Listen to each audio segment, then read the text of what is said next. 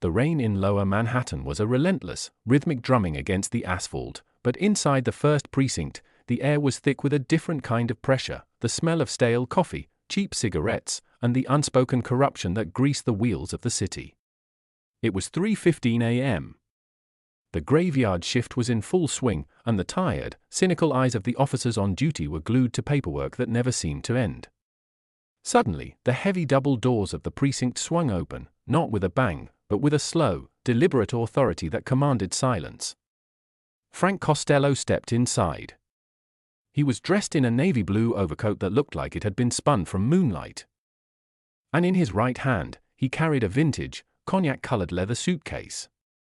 He didn't look like a mob boss turning himself in, he looked like a sovereign king visiting a colonial outpost. Every typewriter stopped. Every conversation died mid-sentence. Captain Miller, a man who had been on the take for 15 years and thought he knew every move Costello had, stood up from his desk, his hand hovering near his holster. "Frank? What the hell are you doing here?" Miller asked, his voice shaking with a mixture of fear and confusion. "It's late for a social call, and we don't have an arrest warrant for you yet." Costello didn't answer immediately. He walked to the center of the room, his footsteps echoing with a steady, haunting rhythm. He placed the suitcase on a communal desk, the leather creaking under its weight. He looked around the room, his gaze resting on each officer, from the rookie at the front desk to the veteran detectives in the back. His eyes were like two cold, gray stones that had seen the birth and death of empires. He reached into his pocket, pulled out a silver case, and lit a cigarette, ignoring the no smoking sign as if it were a suggestion for lesser men. He exhaled a long, thin stream of smoke that drifted toward the ceiling. "I'm not here for a social call, Miller," Costello finally said, his voice a low, gravelly rasp that felt like it was vibrating in the floorboards. "And I'm not here to turn myself in. I'm here to conduct a performance review. This suitcase contains the life stories of every man in this room, the parts you don't tell your wives, the parts you don't even admit to yourselves in the dark. If you are watching this and you think you've seen the ultimate display of power, prepare to have your reality shattered. Most people think power is a gun in your hand or a badge on your chest. But Frank Costello? He knows that true power is the weight of a secret.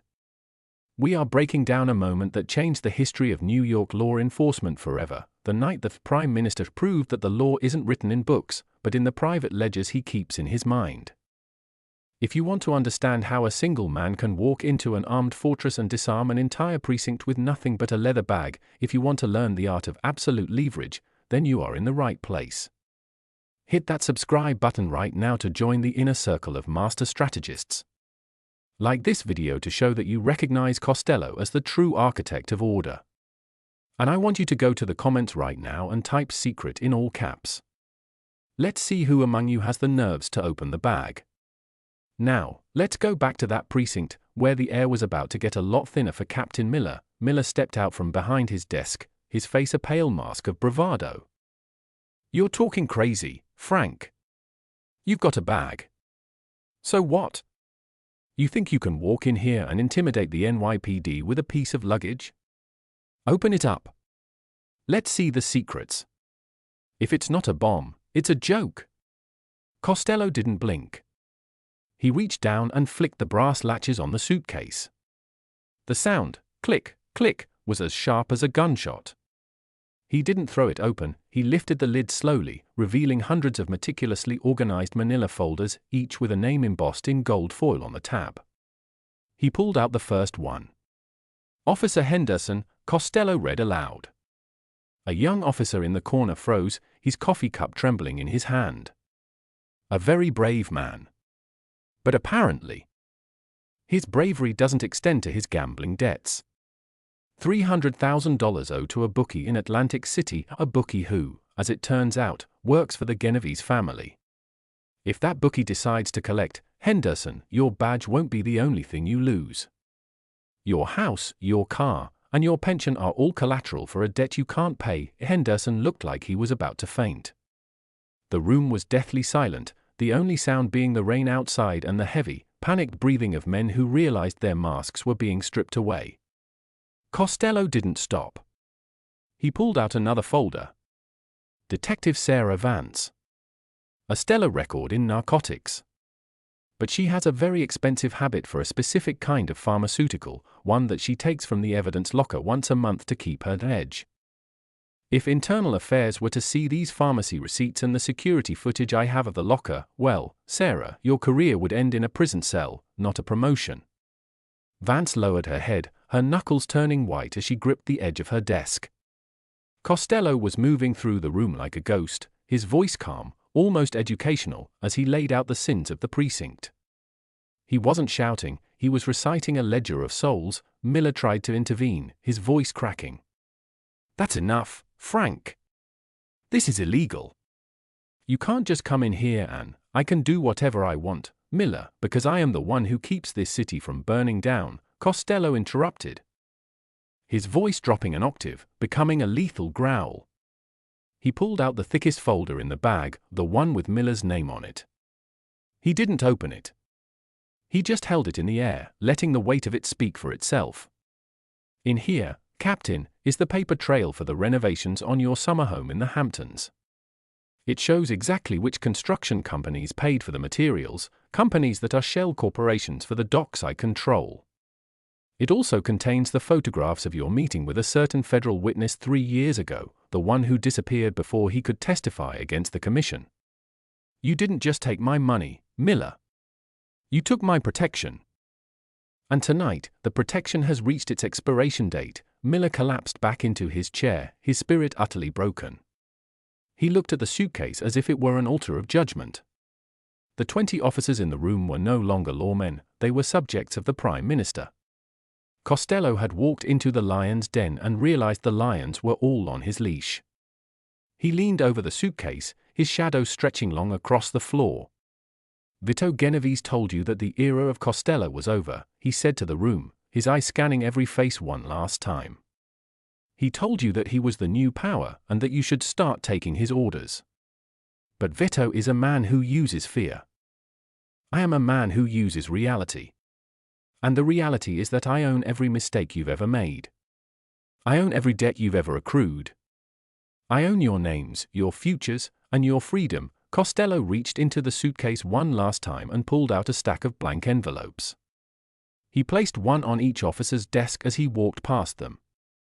The envelopes weren't filled with money, they were filled with instructions. Tomorrow morning, Costello said as he reached the exit, the precinct will report that the Genovese operation in the Lower East Side has been dismantled due to anonymous tips. You will arrest every captain, every soldier, and every associate on the list I've provided. You will do this not because you want to, but because if you don't, these folders will find their way to the New York Times by noon. He paused at the door, his hand on the brass handle.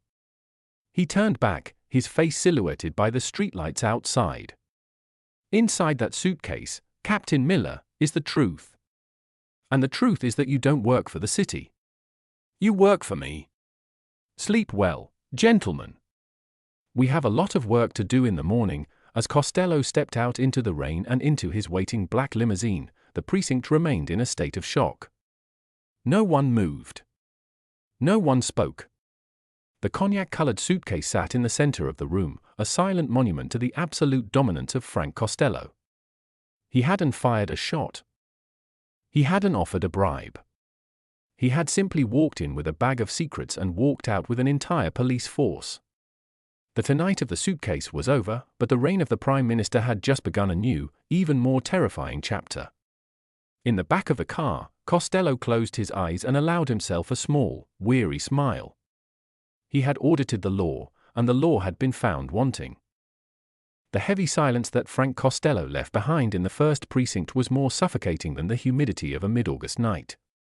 Captain Miller sat at his desk, staring at the closed lid of the cognac-colored suitcase as if it were a ticking time bomb. Around him, 20 of New York's finest were frozen in various states of psychological collapse. Officer Henderson was staring at the blank envelope on his desk, his hands shaking so violently that the paper rattled like dry leaves in a storm. Detective Vance had already walked into the locker room to be sick. They weren't just compromised, they were owned. Costello hadn't just threatened them, he had rewritten their DNA. They were no longer protectors of the law. They were the Prime Minister's personal janitorial staff, and their first task was to clean the city of the Genovese infection. Miller looked up at the clock, 4 a.m. The deadline was approaching. The instructions in those envelopes weren't suggestions, they were the scripts for a play that would end in the total erasure of Vito Genovese's New York ambitions. "You heard the man," Miller finally croaked, his voice sounding like it was being dragged over broken glass. He stood up, but he felt 20 years older than he had an hour ago. He didn't look his men in the eye. He couldn't.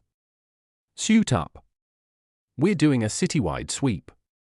Narcotics, gambling, racketeering. We hit the Genovese spots. Every single one of them. No warnings. No leaks. If I see a single officer picking up a phone to call a friend in the Bronx, I'll hand-deliver your folder to the district attorney myself." The officers moved like ghosts, their movements mechanical and hollow. They knew that Costello wasn't just watching them from the outside, he was inside their bank accounts, their homes, and their deepest regrets. The night of the suitcase had turned the first precinct into a precision instrument of mob warfare, and the law was about to be used as a blunt force weapon. If you are watching this and you are beginning to understand that the ultimate form of leadership is not making people follow you, but making it impossible for them to go anywhere else, then you are finally seeing the Costello blueprint. Most bosses pay for loyalty. Frank Costello buys the debt, the sin, and the consequence.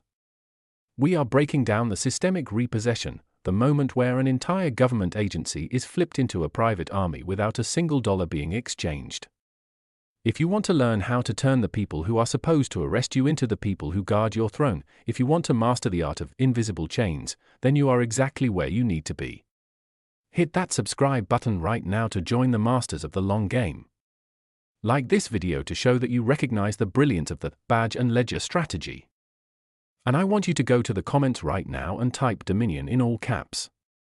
Let's see who among you understands that a man with no secrets is the only man who is truly free. Now, let's see the carnage that morning brought to the Genovese family. As the sun began to rise over the East River, the silence of the city was shattered by the synchronized sirens of 30 different police units. But this wasn't a normal raid.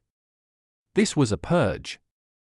In the Bronx, at a social club where Vito Genovese's top captains were discussing their plans to retire Costello, the doors were kicked in by the very officers who had shared drinks with them only a week before. Captain Miller himself led the charge into the Genovese shipping offices at the docks. He didn't come with questions, he came with zip ties and a list provided by the suitcase. Men who thought they were untouchable, men like the hammer Latches and greasy Pauli, were dragged out of their beds and into the cold morning light. They screamed about their connections, about the arrangements they had with the precinct, but the officers remained silent. They couldn't talk. If they talked, the folders in the cognac suitcase would open. By 8 a.m., the Genovese operation was in shambles. The news headlines were already calling it the clean sweep of the century. The public saw a police force finally doing its job, but the underworld saw something far more terrifying. They saw the Prime Minister using the NYPD as a personal hit squad. Vito Genovese, sitting in his fortified townhouse, watched the news in a state of catatonic shock. He tried to call his contacts at the precinct, but the lines were dead.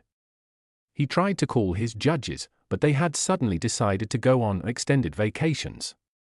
He was a man who had brought a knife to a war of ledgers, and he was realizing that he didn't even have a hand to hold the knife anymore. Back at the first precinct, Frank Costello's limousine pulled up to the curb once more. The sidewalk was crowded with reporters and cameramen, but they parted like the Red Sea when the door opened. Costello stepped out, looking refreshed, his suit as crisp as the morning air. He walked back into the precinct. But this time, he didn't have a suitcase. He walked straight into Captain Miller's office and sat down.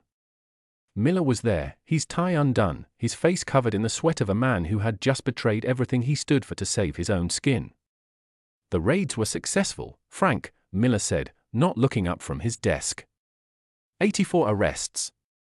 3 million in seized assets. The Genovese family is finished in this borough. Are you happy? Costello didn't answer immediately. He reached into his pocket and pulled out a small, silver lighter, sparking a cigar. Happiness is for children, Miller. I'm satisfied. You did your job well. You proved that when the choice is between your pride and your freedom. You're a very efficient lawman. Costello stood up and walked over to the cognac suitcase, which still sat in the corner of the office. He didn't take it. Instead, he pulled out a single matchbook from the desk and dropped it on top of the leather. You can keep the bag, Miller. But don't bother looking inside. The folders are empty. Miller froze. His head snapped up, his eyes wide with a mixture of rage and disbelief. What? What did you say? Costello smiled, a thin, razor-sharp expression that was more chilling than any threat. The folders. They're filled with blank paper. I don't need documents to know your secrets, Miller. I only need you to believe that I have them. You did all of this, you arrested your friends. You destroyed your connections, you handed me the city on a silver platter, all because you were afraid of a piece of paper that didn't exist. Costello walked toward the door, his silhouette framed by the morning sun streaming through the windows. The folders were empty, but the fear was real. And in this city, fear is the only truth that matters. The realization hit Miller like a physical blow. He had dismantled his entire world for a bluff. He looked at the suitcase, the symbol of his ruin, and realized that Costello had played him like a cheap violin. He could have fought back. He could have refused. But the weight of his own guilt had made him see ghosts where there was only ink and shadow. He reached out to open the suitcase, to see the blank pages for himself, but his hand stopped. It didn't matter now. The arrests were made. The Genovese family was gone. He was now, and forever, Costello's man. Even if the folders were empty, the act of betrayal was now a permanent folder in Costello's mental ledger. Why tell me? Miller whispered as Costello reached the exit. Why not just let me believe? Costello paused, his hand on the brass handle of the door. He turned back, his eyes filled with a cold, ancient wisdom. Because I want you to remember this every time you look in the mirror, Miller. I want you to remember that the law didn't fail you tonight. Your own conscience did. I didn't make you a criminal. I just showed you that you already were one. With that, the Prime Minister stepped out into the city he now owned more completely than ever before. He had audited the NYPD and found that their secrets were his greatest currency. The night of the suitcase became the ultimate lesson in the power of the empty threat. It proved that Frank Costello didn't need bullets or bribes to rule New York, he only needed to understand the architecture of human guilt. He walked through the streets of Manhattan, the Prime Minister of a city that was now his private garden, leaving behind a precinct of men who were trapped in a prison of their own making. The Genovese War was over? Not because of a massacre, but because of a masterfully played bluff. As the sun climbed higher into the sky, Frank Costello knew that his reign was absolute. He had turned the law into his shadow, and in the shadows, he was the only one who could see the truth.